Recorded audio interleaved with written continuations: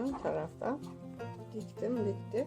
Şimdi hepsini bitirmeden önce şöyle içeriye geçeceğim. İç kısmı geçiyorum. İç kısımdan da arkadaşlar aynı şekilde dikmeye devam ediyorum. Çünkü bunlar üst üste bindikçe dikmekte zorluk çekersiniz. Yani her seferinde, mesela her sıranın bitiminde hem dışarıdan hem içeriden dikerseniz dikme işleminiz daha sağlıklı yürür. Evet arkadaşlar, bütün bunları böyle bu şekilde buraya kadar dikeceğim. Daha sonra bunların hepsini tek tek bunun üzerine böyle inşa edeceğim. Arkadaşlar bakın, 6 sıranın 6'sını da diktim. Şimdi tabanı yapacağım. Tabanı arkadaşlar şu küçük olan kısımdan yapıyorum. İsterseniz şöyle büyük tarafından da yapılır ama küçük tarafından yapacağım. Şu şekilde arkadaşlar üçlü olarak dikeceğim bunu. Şöyle. Bakın bunu şu şekilde üçlü olarak dikeceğim. Şu vaziyette. Önce şununla şunu birbirine sıkıca dikiyorum.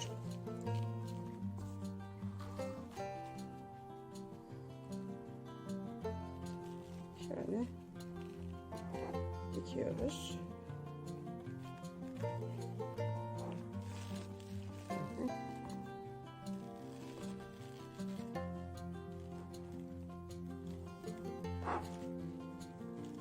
Şu ikisini diktim. Bu üçüncüyü dikiyorum. Şu şekilde.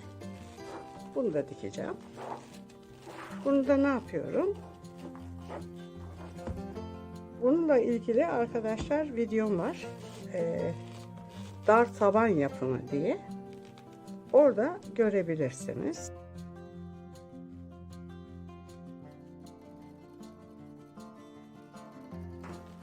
Hatta onun linkini ben açıklama bölümüne koyarım.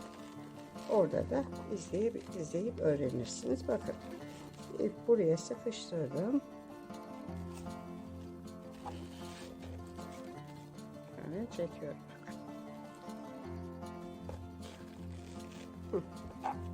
Çantanın tabanının şu üç kısmını, şuraya 3 tanesini diktim. Aynı şekilde bu tarafta arkadaşlar, burada da aynı şekilde şöyle burayı dikeceğiz. Çantanın tabanının iki ucunu da şöyle diktim. Şimdi arkadaşlar bu köşeleri diktikten sonra şunlardan yapacağız. Şimdi bunun nasıl yapıldığını göstereyim. Şu yapmış olduğum kağıdım. Normal bildiğimiz yoldan ben bunu katlıyorum. Aynen diğerlerini nasıl katladım arkadaşlar. Bunu da aynı şekilde katlıyorum.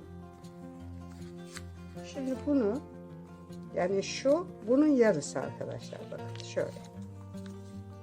Şöyle görüyor musunuz? Bunun yarısı bu. Şöyle katlıyorum. İkiye katladım. Sonra bunu şöyle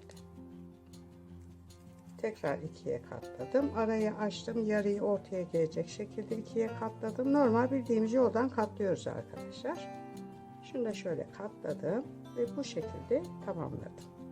Şimdi şunu alıyorum elime. Bunu sadece şöyle katlıyorum ikiye. Bu şekilde katladım arkadaşlar. Ve şu çatal kısımdan içeriye bunu sokuyorum. Bakın, bir kere döndüm. Bir daha döndüm. Şu fazlalığı kesiyorum. Şöyle. Sonra şunu tutkalımın ağzını açıyorum. Bunu şu kısmını tutkallıyorum arkadaşlar. Ve bunu şuradan yakalayıp şu vaziyette içeriye sokuyorum.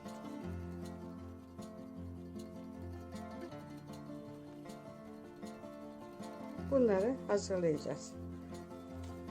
Şimdi artık şu parçaları koymaya geldi. Şunu yaptık ya arkadaşlar. Şu ince kısmını, şurasını, sonradan sardığım yerde şurasını şu araya geçiriyorum. Bakın. Şimdi şu kısmını şöyle bir hafif kırıyorum. İpim burada. Şöyle tutuyorum ve arkadaşlar buradan şunun içinden şöyle buraya tutturuyorum.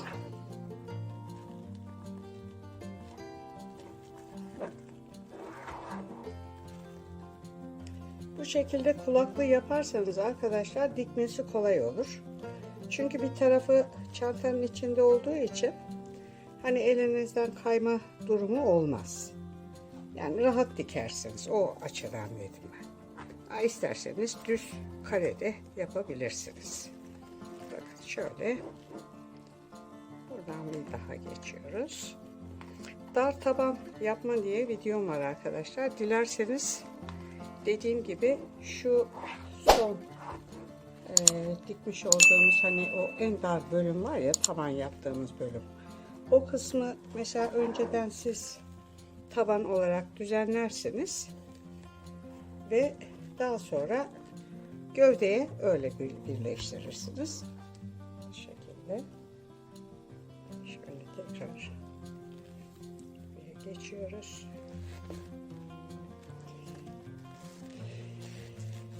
Ve bu tarafa geçiyorum. Burası dikildi.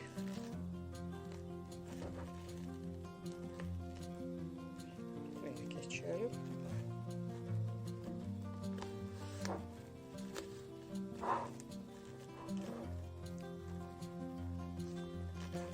Dediğim gibi arkadaşlar, ister üstünde dikersiniz, isterseniz ayrıca dikip gövdeye öyle birleştirirsiniz.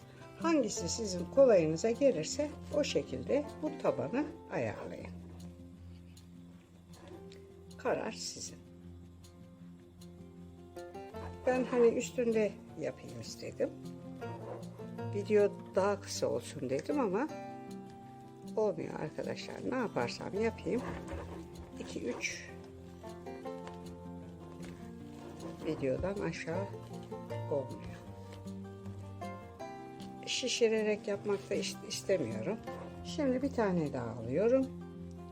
Bunu da yine aynı şekilde şuradan içeriye sokuyorum. Bakın şuradan şöyle geçirdim içeriye. Ve aynı şekilde bunu da böyle arkadaşlar buraya dikeceğim.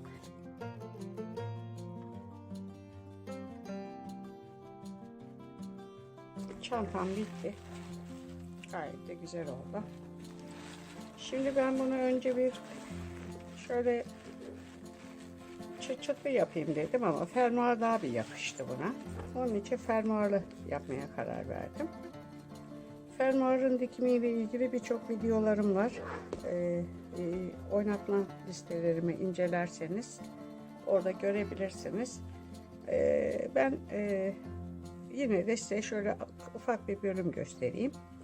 Bakın fermuarımı ben şurada tutturdum, şu köşeden dikerek geldim. Bakın iç kısımlarda da görüyorsunuz, küçük küçük tutturuyorum.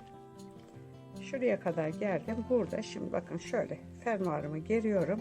Şu şekilde tutup buradan içeriye giriyorum. Birazcık ötesinden şöyle dışarıya çıkıyorum. Yani bir nevi buraya tutturuyorum fermuarı. Ve buradan şöyle yukarıya çıkıyorum. Şuradan aşağıya iniyorum. Görüyor musunuz içinden?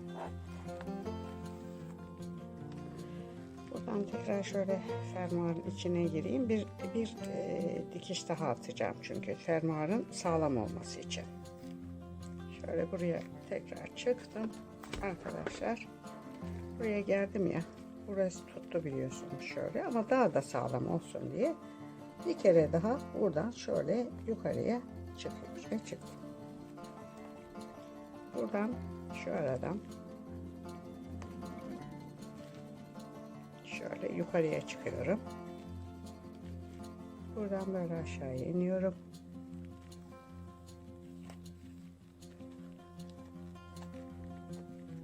Fermuarımı geriyorum yine. Ve buraya şöyle küçük bir dikiş atıyorum. İster böyle atın, ister girip çıkın. şuraya şöyle küçük bir dikiş atıyorum. Gördünüz mü arkadaşlar? Şöyle attım. Şimdi ne yapıyorum? Tekrar buradan yukarıya çıkıyorum. Tekrar şuradan aşağıya iniyorum. Arkadaşlar buradan tekrar şöyle fermuarımın içine daldım. Evet. Ve yine yukarıya çıkacağım. Şuradan şöyle yakalıyorum. Yine zaten burası tutmuştu. Sağlam olsun diye çift kere döndüm arkadaşlar. Ve şuradan şöyle çıkıyorum tekrar. Ve şu arada şuraya geleceğim. Böyle komple dikeceğim ve çantam bitecek. Evet arkadaşlar, bakın fermuarını diktim. Gördüğünüz gibi portföy çantam gayet güzel oldu. Portföy amaçlı şöyle bu şekilde tutarak kullanılmasını istediğim için çantaya sap yapmadım. Şu uç kısmına da şöyle bir şeytan pabucu dedikleri veya da çarık yapmıştım deriden. Ondan taktım. Bir ara bunu da göstereyim arkadaşlar deri bölümünde size. Evet, çantam bu şekilde sona erdi. Evet arkadaşlar, portföy çantamın yapımı burada sona erdi. Videomu beğenmeyi, kanalıma abone olmayı unutmazsanız sevinirim. Bundan sonraki videolarda görüşmek üzere. Hoşça kalın.